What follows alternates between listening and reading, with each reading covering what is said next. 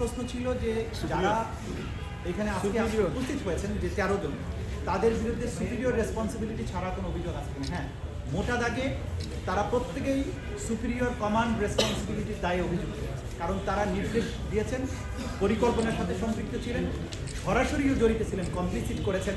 স্বরাষ্ট্র সচিব, স্বরাষ্ট্রমন্ত্রী তারা সরাসরি সম্পৃক্ত ছিলেন নির্দেশনা দেয়াতে।